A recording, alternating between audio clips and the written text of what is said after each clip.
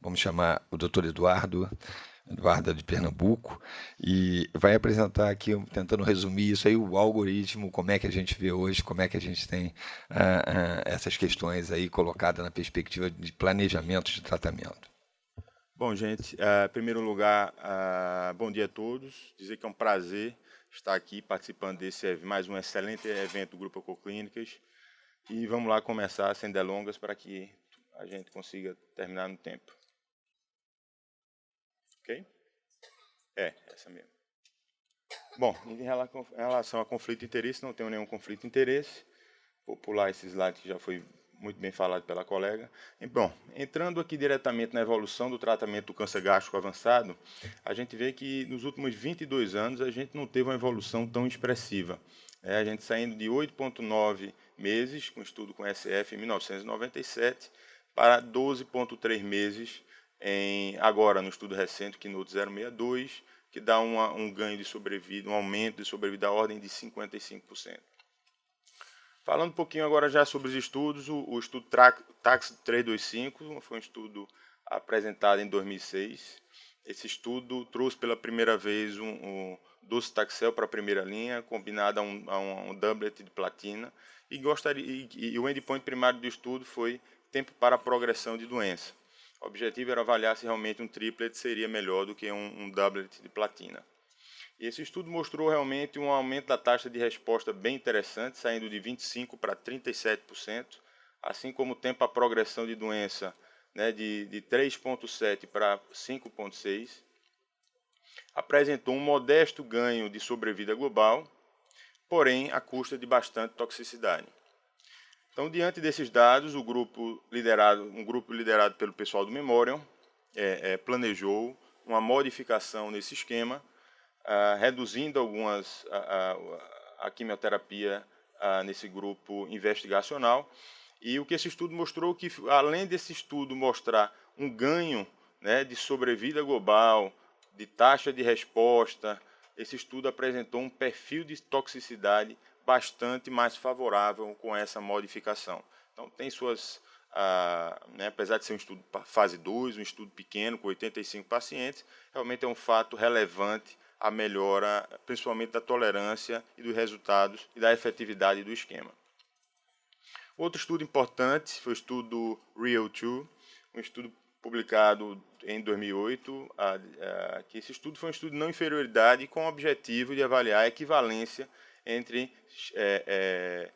capecitabina e 5-fluoracil e também de oxaliplatina e cisplatina.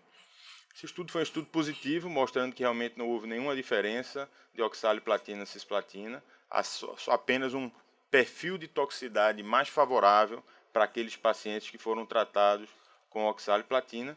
Da mesma forma, não houve também diferença em perda de efetividade quando a gente compara capecitabina e 5-fluoracil. Em 2014, um grupo francês trouxe o FOLFIRI para a primeira linha, querendo saber se realmente esse doublet ele seria equivalente ao SCX, que era um dos esquemas da época. Tá? Esse estudo, o endpoint primário era tempo para progressão de doença, e foi um estudo positivo, mostrando aqui um P de 0,008, porém a sobrevida livre de progressão foi a mesma. Né? Então, esse dado aqui mostra para a gente que o que impactou isso aqui realmente foi a toxicidade do esquema SCX.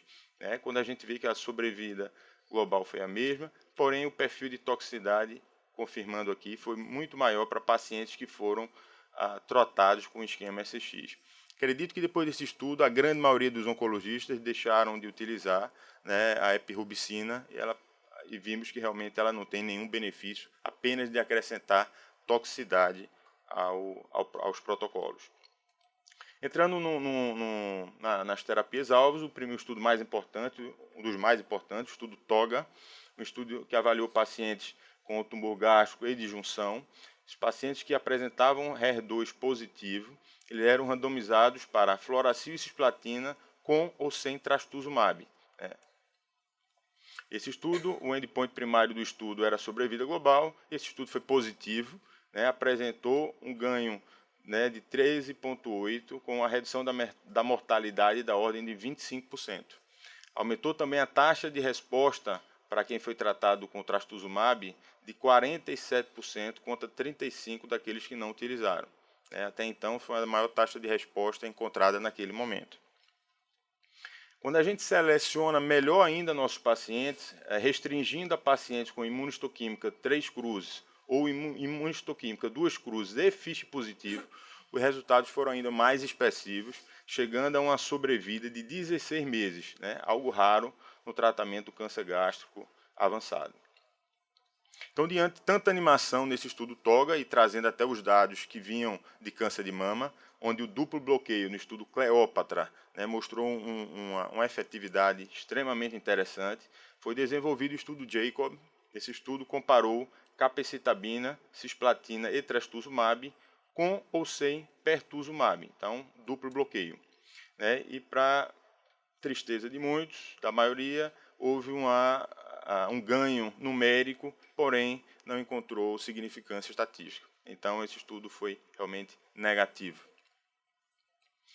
Trazendo outros estudos que utilizaram o bloqueio HER2, a gente tem em primeira linha o estudo LOGIC, foi um estudo que comparou capecitabina e oxaliplatina com ou sem a adição de lapatinib. Um outro estudo foi o estudo Eloise, que é um estudo que utilizou também capecitabina e cisplatina e avaliou 2 doses de trastuzumab. A expectativa é que, aumentando a dosagem de trastuzumab, talvez a gente tivesse um resultado mais efetivo. Tivemos também em segunda linha o estudo Titan, que avaliou paclitaxel semanal com ou sem lapatinib. E por último o estudo Gatsby, que comparou paclitaxel versus TDM1, também em segunda linha. Mas infelizmente todos os estudos foram negativos. Começando um pouquinho agora, entrando nos inibidores do VEGF. O primeiro estudo que a gente traz é o estudo Regard, um estudo com a molécula nova. Esse estudo avaliou pacientes em segunda linha, que tinham progredido após um regime de fluoracil e platina, e os pacientes foram randomizados para ramucirumab, ou melhor suporte clínico. O endpoint primário do estudo foi sobrevida global. Então esse estudo foi positivo, mostrando uma redução da mortalidade da ordem de 23%, saindo de 3,8 para 5,2 meses. Não houve diferença na taxa de resposta, então é uma droga que ajuda a controlar a doença, mas não aumentar a taxa de resposta. O perfil de toxicidade é aquele que a gente já conhece dos antiangiogênicos, hipertensão, sangramento, então realmente é uma droga fácil, e eventos raros, que na grande maioria das vezes a gente conduz isso de uma forma bem tranquila.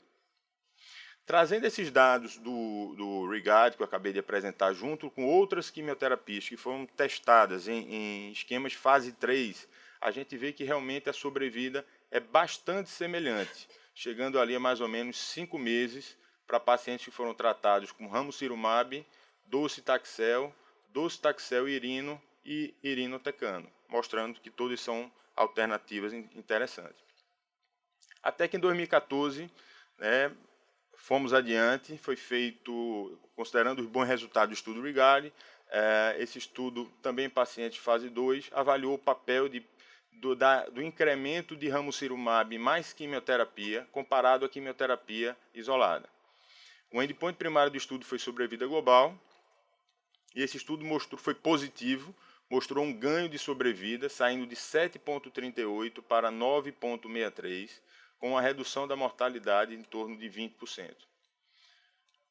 Ao contrário do estudo anterior, que não houve diferença na taxa de resposta, com a associação com quimioterapia, a gente pulou de uma taxa de resposta de 16%, para 16 para 28%. Então, um incremento realmente significativo da taxa de resposta. Então, diante do sucesso desse estudo, assim como funciona a oncologia, a gente traz ele para a primeira linha.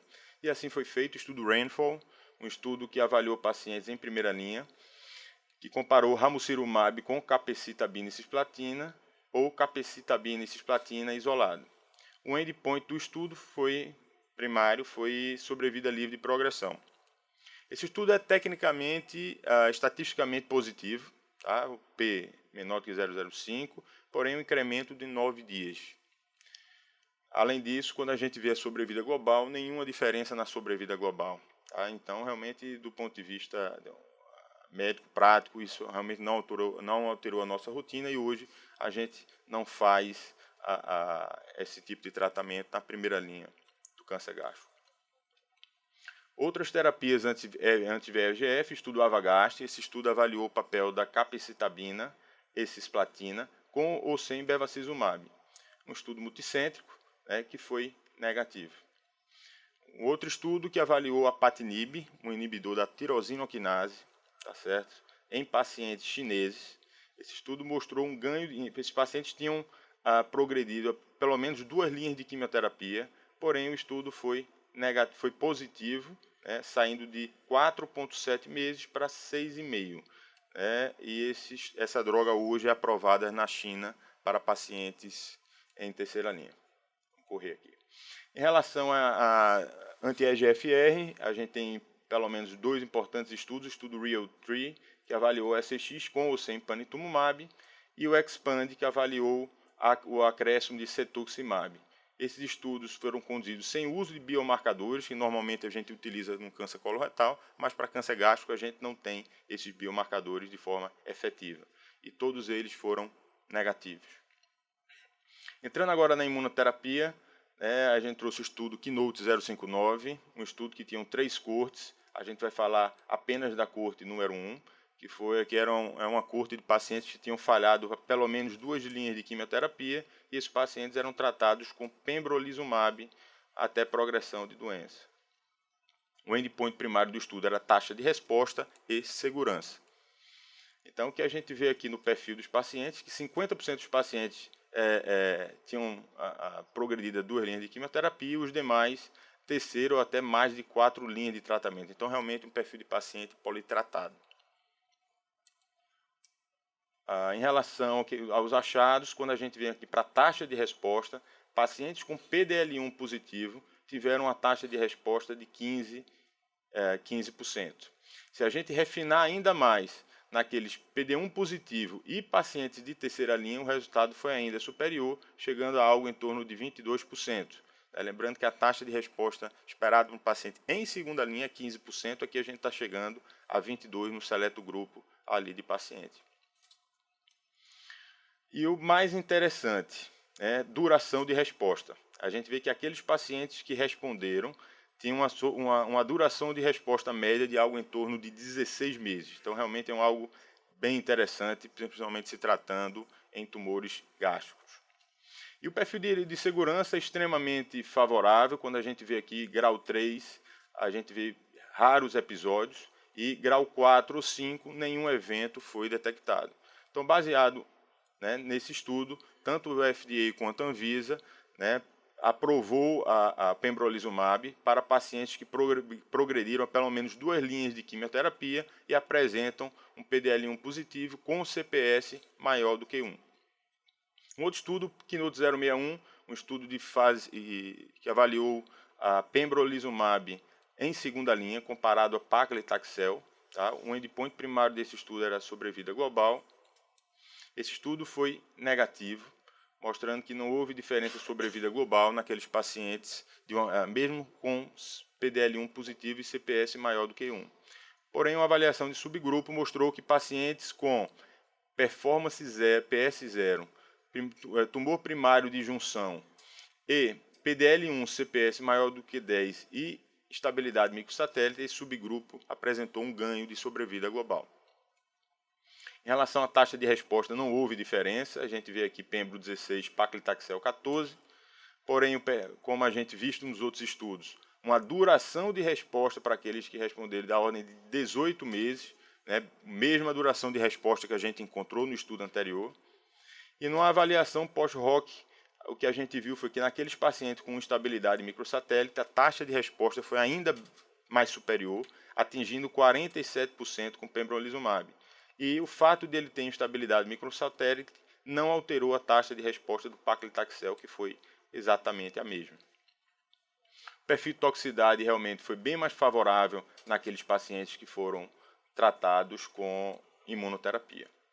E, por último estudo, o estudo Keynote 062, estudo publicado na ASCO desse ano, que avaliou o papel da imunoterapia em primeira linha. Existiam 3 braços. Numa primeira comparação, ele comparou pembrolizumab com placebo, ou com quimioterapia, e o objetivo dessa primeira avaliação era mostrar a não inferioridade do tratamento de pembro comparado com quimioterapia. Aqui mostrando o perfil do paciente, são bem sob controle. Sobrevida global, com o endpoint primário do estudo. Realmente a gente vê aqui que não houve diferença na sobrevida global dos pacientes. Já naqueles pacientes CPS maior do que 10, aí sim a gente vê uma taxa de uma sobrevida global bem superior, saindo de 10,8 com químio para 17,4 naqueles que foram tratados com pembrolizumab. Sobrevida livre de progressão, como esperado, foi inferior para quem tratou com pembro. Em relação à taxa de resposta, o que a gente vê é que a químio foi bem superior. A químio foi superior, tanto em CPS maior do que 1, quanto em CPS maior do que 10, mas quando a gente vai novamente para a duração de resposta, ou seja, aqueles que respondem têm uma resposta muito mais prolongada do que aqueles que fizeram quimioterapia. O perfil de toxicidade também, como esperado, bem mais favorável para paciente que foi tratado com imunoterapia. O outro braço comparou pembro mais químio versus químio. Esse estudo já avaliou o objetivo dele era avaliar a superioridade da associação de químio com pembro. O estudo foi negativo, para surpresa de muitos, mesmo em pacientes com CPS maior do que 1, realmente quimioterapia mais pembro não foi melhor do que quimioterapia. Mesmo naquele subgrupo de pacientes com CPS maior ou igual que 10. Perfil de toxicidade, não houve grande diferença adicionar pembro à quimioterapia, tá certo? São bastante semelhantes o perfil de toxicidade. Então, o que a gente poderia trazer como alguns achados desses 3 estudos? Primeiro, maior sobrevida global em pacientes com CPS maior ou igual que 10, tratados com imuno. Pacientes com PS0 tiveram maior benefício da imunoterapia, isso, dados encontrados no 059 e 061. Uma maior duração de resposta com imunoterapia, menor toxicidade comparado à quimioterapia e a resposta mais efetiva e duradoura em pacientes com portador de instabilidade microsatélite. A conclusão da imunoterapia é que em terceira linha hoje, pembro já é aprovada, inclusive aqui no Brasil, em pacientes PDL1 positivo. Em segunda linha, o estudo foi negativo, e em primeira linha, o estudo é recente, mas o que ele trouxe para a gente? Que imunoterapia pode ser uma opção, tá certo, em pacientes com CPS maior do que 1, e principalmente naqueles com CPS maior de 10, onde foi superior. Agora, a adição de pembro mais quimioterapia realmente é igual a quimio, então não trouxe nenhum benefício. Estabilidade microsatélite é um importante biomarcador para imunoterapia. Em relação ao tratamento agnóstico, já finalizando, o estudo fase 2 mostrou que, independente do sítio do tumor, pacientes que tinham uma alta estabilidade em microsatélite apresentavam uma alta taxa de resposta de 55% e uma sobrevida em 2 anos de 64%. Então, baseado nesses dados, o FDA aprovou em 2017, pela primeira vez, um tratamento agnóstico, ou seja, independente do sítio, em pacientes que tiveram a instabilidade microsatélite. Larotrectinib, bem rapidamente, uma droga aprovada recentemente aqui no Brasil, inibidor do N-TRK, uma droga que também um tratamento agnóstico, é um achado raro, mas que realmente chama a atenção a taxa de resposta encontrada, algo em torno de 80%, uma resposta duradoura e com perfil de toxicidade bastante interessante. Então, essa droga hoje é aprovada no Brasil e também nos Estados Unidos. Então, concluindo, a gente viu que no começo do estudo a gente conseguiu, nesses 22 anos, um ganho de 55% em sobrevida global. Porém, quando a gente faz uma seleção maior dos pacientes com biomarcadores mais interessantes, a gente consegue dar um salto, chegando aí 17,4 meses, levando a um aumento da sobrevida global para 96%, que é um dado bem mais superior do que os outros. E o motivo para isso realmente é a medicina de precisão, que é onde a gente precisa encaminhar, sair desses algoritmos tradicionais que a gente utiliza, partindo para uma medicina de precisão, vai ser de fundamental importância. E em relação ao algoritmo, hoje que a gente tem aqui no Brasil, paciente em primeira linha HER2 positivo, paciente é tratado com trastuzumab mais um doublet de platina. Já naquele HER2 negativo, paciente com doublet de platina é a preferência e triplet em casos excepcionais.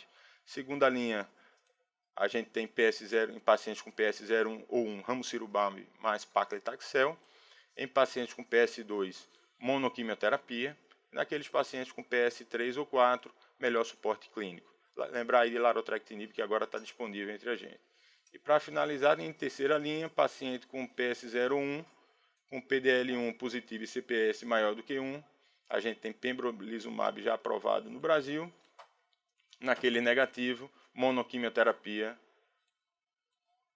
Tá? Naqueles com PS2, também monoquimioterapia e taxana, a depender do paciente. Então era isso que eu tinha para falar para vocês. Obrigado e desculpa aí pelo atraso.